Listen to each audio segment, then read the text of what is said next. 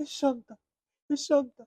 الناس تقول لي: يا عم احمد ربنا، ده انت كنت هتموت، شنطة مين في 60 داهية الشنطة. انا اقول: الشنطة، الشنطة. رحت ندهت لاخويا بقول له في ودنه: الشنطة فيها 10,000 دولار. ليا واحد صاحبي ربنا يبارك فيه: يا جماعة الراجل مسافر بره، حرام عليكم في شنطة صغيرة وبتاع.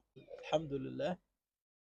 فضلوا يدوروا عليها، راح لقوها. فتحت الشنطة بصيت لقيت الدولارات، اطمنت الحمد لله. نص ساعة والإسعاف جه خدنا.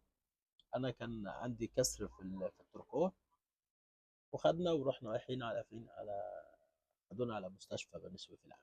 رحنا مستشفى بني سويف العام، قلنا ده كسر في الترقوة، والكسر ده ما بيتجبسش. فطب ايه الحل؟ قال لك اربط رباط ضاغط. طلعنا من المستشفى، اصحابي قالوا احنا هنرجع اسيوط. اخويا التوأم قال لي